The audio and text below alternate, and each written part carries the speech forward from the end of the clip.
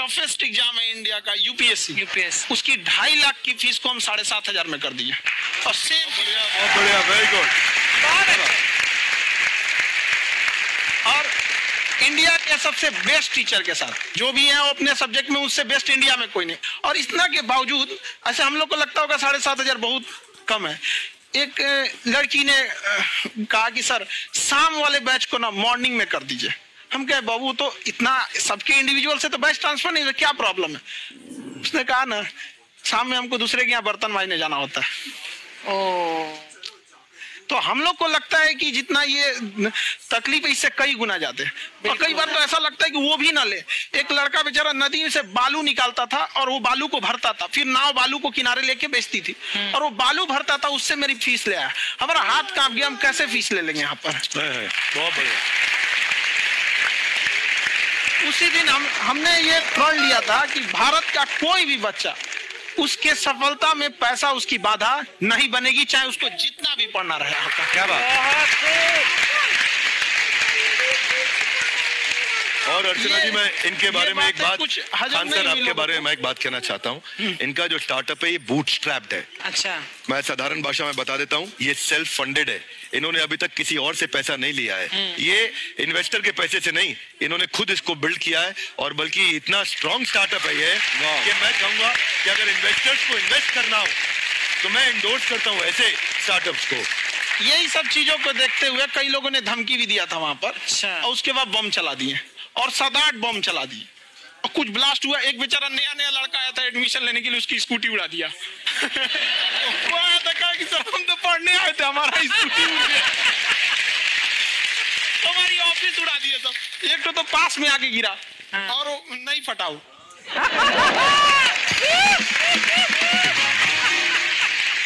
बाद में बहुत सारे लोग धमकियां दिए, लेकिन कहते हैं ना सूरज कितना भी तेज चमक ले समंदर नहीं सुखा सकता। वाह वाह, क्या बात है। मैम एक्चुअली ये फीस कम करने का एक और रीजन है। 2.5 लाख 3 लाख की जो फीस में सब लोग पढ़ाई अफोर्ड नहीं कर पाते, इसलिए वो कुछ ही लोग अफोर्ड कर पाते हैं, तो उनका मेंटल लेवल तो बहुत ऊपर चला जाता है। लेकिन एक पूरे देश का मेंटल लेवल थोड़ा सा स्टेबल नहीं हो पाता। तो जब फीस कम रहेगी तो हर वो लड़का तैयारी करने के लिए आगे आएगा जिसका सपना है देश के लिए कुछ करने का। सीटें लिमिटेड हैं, उन्हें को मिलेगी, लेकिन जिन्हें नहीं मिलेगी उसे मिलेगा देश का एक जिम्मेदार नागरिक। तो इस देश को हम लोग विश्व गुरु कहे जाते थे। क्यों? क्योंकि दुनिया से लोग हमारे यहाँ पढ़ने आए थे। चाइना से हैंसांग आया, फायान आया, आज कोई नहीं आता है। हम लोग का उद्देश्य एक समय आएगा जो फिर आएंगे यहाँ पढ़ने के लिए। पर आप देखो अर्चना जी, सबसे ज्यादा IPS IAS बिहार से निकलते हैं। आप देखो पढ़ाई लिखाई में पॉलिटिशियन बहुत बड़े बड़े निकले हैं। अब तो ऐसा नहीं है, ऑप्शन भी नहीं है वहाँ पे, इंडस्ट्री नहीं है, खेती करेगा तो कोई खास वो नहीं रहे, ऑप्शन भी नहीं है। सही बात है। बिहार की मिट्टी में एक चीज है, जिद तो बहुत जबरदस्त है। कुछ भी नहीं रहेगा तो सब कुछ पाने का उसको जिद रहेगा, करके भी दिखा देगा। कर देंगे। विवेक सर, आपके बारे में हमने सुना एक बार आप संन्यास लेने चले गए थे। कौन वापस लेके आया आपको? फिर कहाँ तक पहुंच गए थे आप? नहीं, मैं MBA की पढ़ाई के बाद मैं ये सोचा था कि अपना जीवन भगवान की सेवा में समर्पित कर दूं। अच्छा। बहुत साल मैं वृंदावन में रहा था और गुरुकुल में रहा था। अच्छा। और वहाँ सेवा करना बहुत अच्छी शिक्षा मिली। मैं बोलता हूँ मेरी असली MBA वही थी, मोस्ट ब्यूटीफुल एसोसिएशन। और मैं वहाँ भगवत गीता पढ़ी, जहाँ मुझे गीता से लगाव हुआ।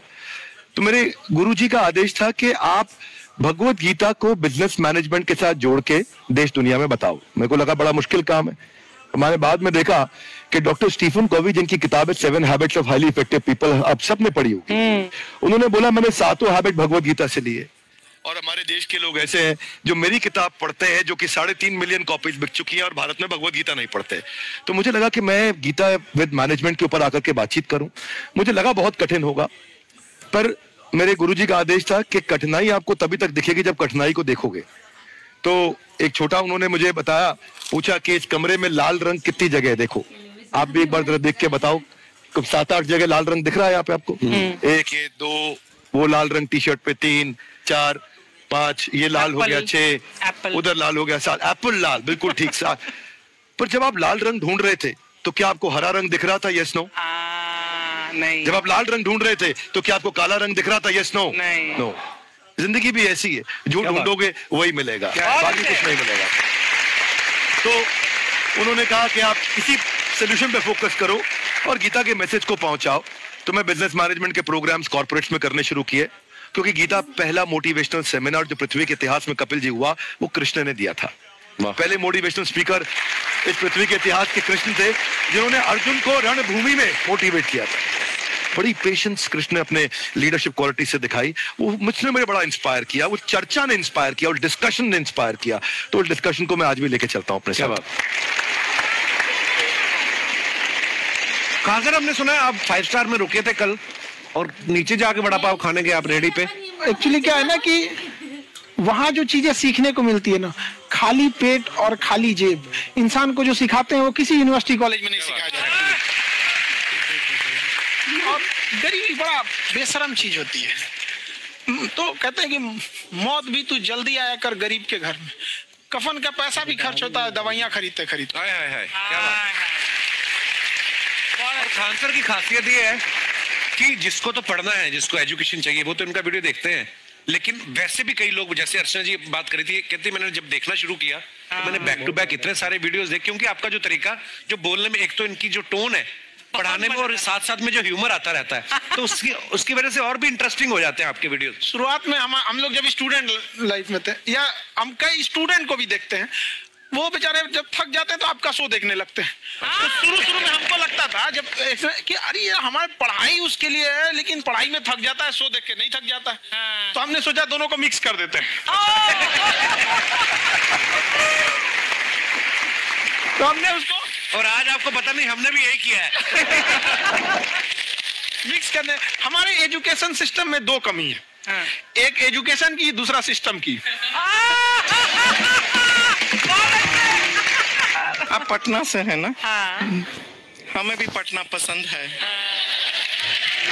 बस कोई पटाने वाला चाहिए। मैं मजाक नहीं कर रहे हैं। आपका जो चैनल है, हम दिन में 10 बार आपके चैनल को सब्सक्राइब करते हैं। हाँ, और बेल आइकन तो हम इतने जोर से दबाते हैं कि बाकी यूट्यूब वाले बाहर निकल के देखते हैं कि ये कौन है जिसने इनका चैनल इतना जोर से दबा दिया बेल आइकन। बुढ़िया, तो ये शर्म नहीं आती? आते फ्लर्ट शुरू कर दिया ना तूने। तो जाते हुए करते हैं क्या? आपसे काम था छोटा सा, कर देंगे आप? ये क्यों करेंगे? नहीं गुरुजी, हमेशा अपने वीडियो में कहते हैं कि विवेक से काम लो, विवेक से काम लो। विवेक मतलब दिमाग से काम लो आप। हाँ, तो विवेक जी अपने दिमाग से ही काम लेंगे। बहुत दिमाग है उनके पास। ये देखिए, जो आदमी, आपको मैं बताइए, जो आदमी बिना फिल्म किए कपिल शर्मा शो में आ गया, कितना दिमाग होगा उसके पास। लेकिन एक बात है जिसकी वजह से मैं आप तीनों से नाराज हूँ। क्यों? क्या बात? हर चीज में मोटिवेट मोटिवेट मोटिवेट क्या होता है? सच कह रहा है, जब भी ये शब्द सुनते हैं हमें लगता है कोई हमें चिढ़ा रहा है। बदल दीजिए ना, खाली मोटिवेट बोलना ही क्यों जरूरी है? कुछ और कीजिए।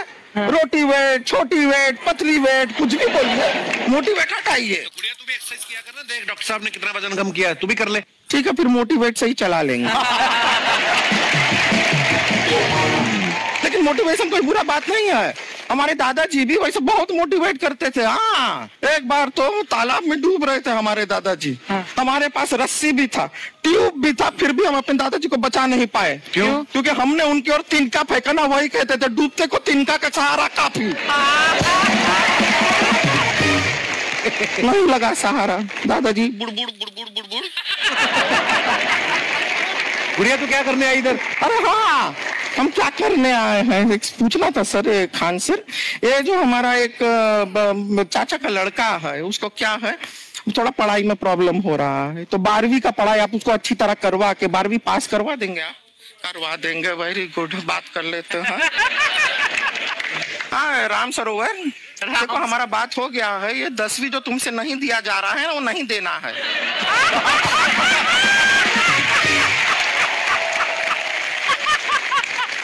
टेंशन नहीं है, 10वीं का खान सर से बात हुआ, ये सीधा 12वीं पढ़ा के पास कर देंगे। ऐसे नहीं होता, पहले 10वीं पास करनी पड़ेगी, फिर 12वीं होगी ना, ऐसा कोई जरूरी नहीं है ये सीक्वेंस। हमारे मौसा जी थे, उनसे ना 10वीं हुई ना 12वीं हुई, अभी 3 दिन पहले सीधा उनकी 13वीं हुई।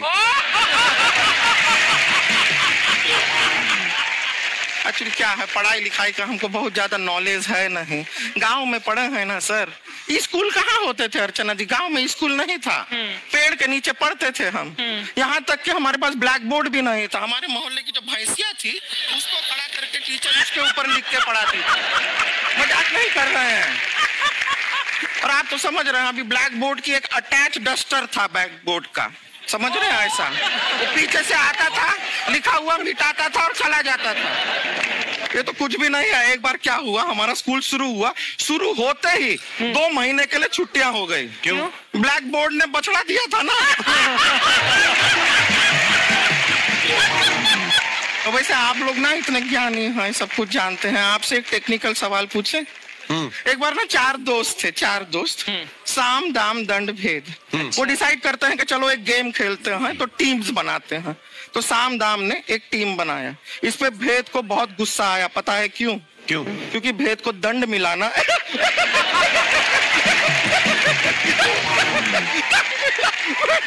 ये सिर्फ हंसती नहीं है सर, थोड़ा सा पेट्रोल पिला दो स्टार्ट भी हो जाती है।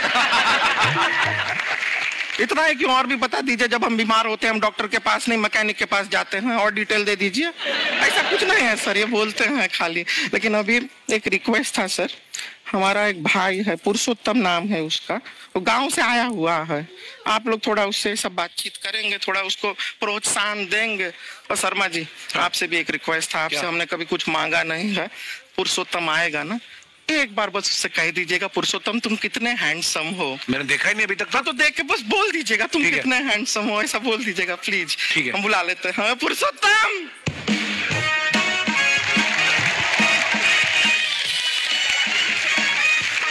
ये पुरुषोत्तम है। वाह, तेरा भाई बड़ा हैंडसम है। तो हमारे खानदान में सब हैंडसम है, ज्यादा चापलूसी करने का जरूरत नहीं है।